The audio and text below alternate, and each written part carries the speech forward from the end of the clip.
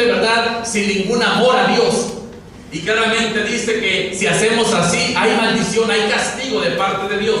De tal manera que debemos de hacer muy bien el trabajo para Dios. La Biblia nos dice, y lo prediqué hace 3 semanas, en Mateo capítulo 9, nos habla de esa ocasión cuando Jesús sintió una gran compasión por las multitudes.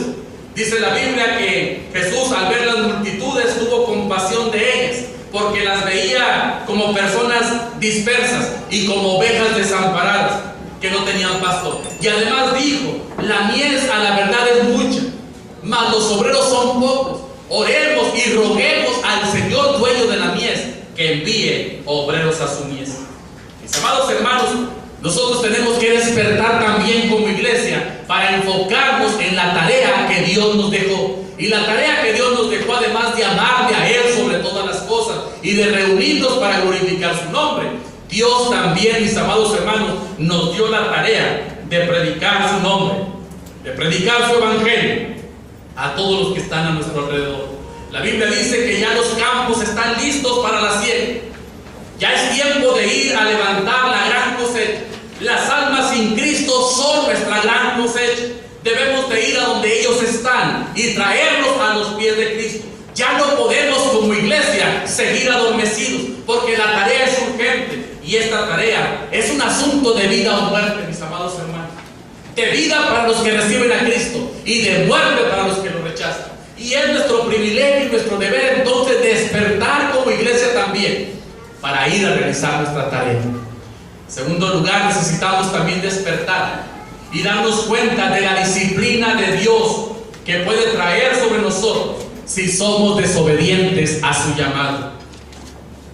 Cuando nosotros, amados hermanos, somos desobedientes a la voz y a los mandatos de Dios, Él nos va a disciplinar, escúchelo, Él nos va a castigar. Es cierto que Dios es amor, pero también Dios es justicia. Y si nosotros como hijos de Dios no acatamos sus órdenes, lo único que le dejamos a Dios por hacer con nosotros es que nos discipline y nos castigue. La semana pasada yo predicaba de Jonás, de aquel hombre que fue llamado por Dios para salir de su comodidad y predicar a una ciudad llena de pecadores.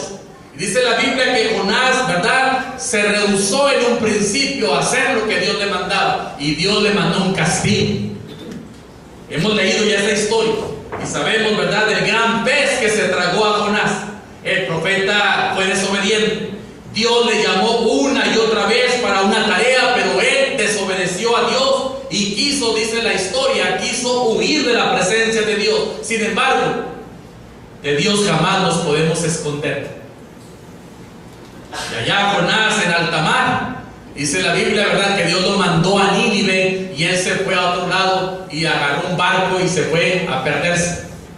Y estando por allá vino una gran tempestad, de tal manera, ¿verdad?, que empezaron a preguntar: ¿por qué está sucediendo esto? Algo está pasando, alguien ha fallado a Dios. Y descubrieron que Jonás había fallado en el encargo que Dios le dio. Y entonces lo echaron al mar, pero Dios tenía preparado un gran pez que lo tragó. Y ahí estuvo Jonás 3 días y 3 noches en el vientre como castigo. Pero ahí en ese lugar él pudo reflexionar y pudo pedir perdón a Dios, de tal manera que al tercer día Dios le dio una nueva oportunidad. Y aquel gran pez se acercó a la playa y vomitó a Jonás. Y entonces Jonás salió corriendo a Nínive a predicar. Mis amados hermanos, es cierto que a lo mejor hoy Dios no nos va a poner a usted y a mí en el vientre de un gran pez como lo hizo con Jonás. Sin embargo, Dios tiene muchos otros medios para disciplinarnos que también son dolorosos. Así es que no debemos de provocar a ira a nuestro Dios por nuestra soberbia y por nuestra desobediencia. Necesitamos como iglesia entonces despertar y ser conscientes de la mano disciplinadora de Dios que vendrá sobre nosotros si nos negamos a servirle y a obedecer. La iglesia, esta iglesia, necesita despertar y empezar a predicar, empezar a compartir el evangelio con cuanta persona Dios nos ponga a nuestro alrededor. Y en tercer lugar, necesitamos despertar también, mis amados hermanos, para ver los recursos que Dios nos va a dar para cumplir fielmente con nuestra tarea. Es Dios, mis amados hermanos, quien va a proveer de todo lo que necesitamos para hacer nuestro trabajo. Es Dios quien va a proveer lo que necesitamos para hacer su obra. Se cuenta la historia de un hombre, debe de estar por ahí en el internet todavía, un hombre llamado Arthur Blessitt de los Estados Unidos, quien ha llevado una gran cruz como de 50 kilos a través de muchos países del mundo. Él lo hace y predica a muchos a donde quiera que va.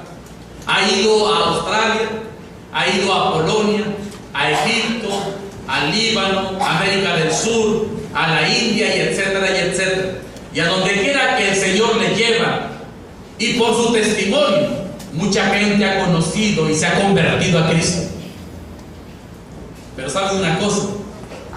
Dios se ha hecho cargo de todas sus necesidades a través de todo este tiempo que Él ha caminado miles de kilómetros para llevar el mensaje glorioso de Jesucristo. Lo único que aparece raro aquí es que va cargando una cruz, pero lo hace de una manera para poder tener algo que lo respalde para compartir y predicar. Seguramente cuando se pone a predicar pone la cruz en un lado porque llama la atención y seguramente se acerca a la gente. Es una manera como un gancho eso de la cruz. Pero una vez que la gente se acerca, empieza a predicar de Jesucristo. Yo no haría lo que Él hace, pero sí me plantaría en el parque, me plantaría en el malecón, por las calles, a donde Dios me lleve a predicar de Jesucristo. Y amados hermanos, usted no tenga desconfianza. Habrá gente que diga: a mí me gustaría predicar e ir a las colonias, me gustaría ir a las rancherías, a las ciudades que están cerca de Veracruz, pero no tengo los recursos. Déjeme decirle que Dios, si usted se emplea a fondo en su obra, Dios proveerá de esos recursos. Pero mientras no decidamos despertar y mientras no decidamos incursionar en la obra del Señor, no vamos a poder ver la manera en que Dios proveerá. Dios, mis amados hermanos, nos va a proveer de todo lo que necesitamos cuando vayamos a hacer la obra que Él quiere. Hoy en día nuestra iglesia, ¿verdad?, está siendo desafiada a través de esta campaña que se llama Su visión es mi misión. Y como iglesia, gracias a Dios, tenemos presencia en 7, 8, 9 lugares. Y se los voy a mencionar algunos de ellos. Tenemos presencia en Chiapas, donde hay 13 misioneros que la iglesia apoya, en oración y con algo de recursos. Tenemos 2 misioneras en Marruecos, una hermana que se llama María de Lourdes y otra hermana que se llama Victoria. Y la iglesia ora y les manda un apoyo para que sigan adelante predicando.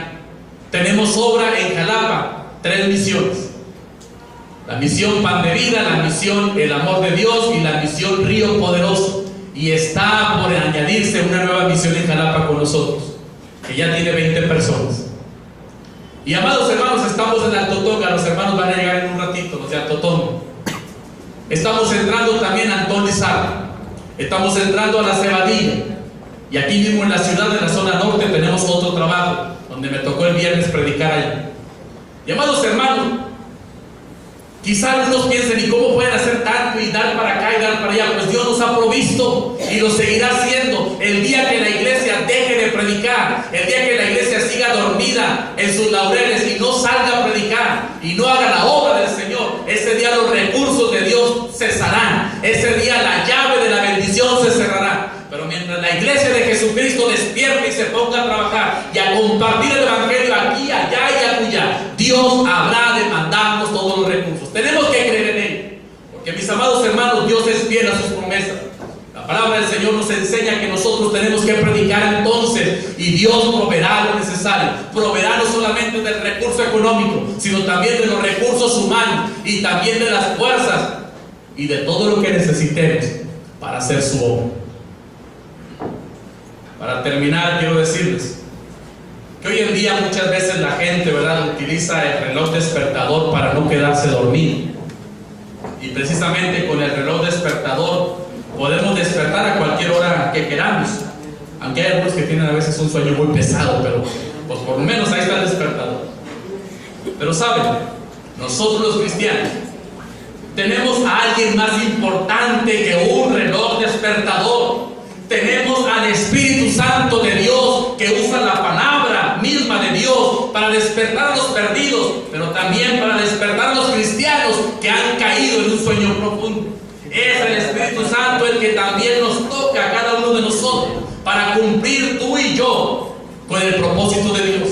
El Espíritu Santo nos despierta y nos pone alerta para que vayamos entonces a cumplir con nuestros deberes espirituales. Estamos dormidos como iglesia, a lo mejor en cierto sentido, pero mis amados hermanos, no necesitamos de un despertador manual como los que venden en las relojerías.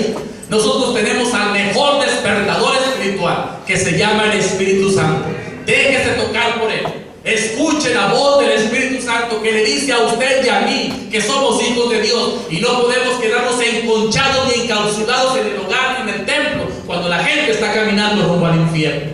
Dejemos que Dios nos mueva, dejemos que Dios nos impulse y dejemos que Dios nos lleve hacia las personas que necesitan escuchar del amor de Dios.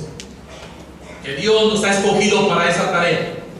Hoy estamos escuchando entonces al despertador de Dios que se llama el Espíritu Santo. Estamos escuchando su palabra. Estamos escuchando la voz del Espíritu que retumba en nuestros oídos. Y debemos de prestarle muchísima atención y estar listos para vivir delante de Él con obediencia, cumpliendo este mandato de predicar el Evangelio. Esta campaña que estamos llevando nos habla de eso, de despertar ya como iglesia, de despertar del letargo en el que hemos caído y que vayamos impulsados por el poder de Dios y del Santo Espíritu a predicar a las personas que el Señor nos ponga enfrente. Ya lo dijimos, diariamente tenemos contacto con personas, algunos con 5, algunos con 20, algunos con más de 20. ¿A cuántos de esos 20 les vamos a compartir de Cristo? Los vamos a despertar del sueño en el que han caído. Nosotros que ya fuimos despertados por el Espíritu Santo, tenemos el deber de despertar esas almas y de hablarles de la realidad que hay en la condenación del infierno y traerlos a los pies de Jesucristo. Habrá gente que nos juzgue de locos, habrá gente que nos rechace el mensaje, pero está comprobado de que de cada 10 personas a las que les compartimos, 3 habrán de responder. Hagamos nuestra esta tarea y despertemos ya, porque ha llegado el tiempo de despertar.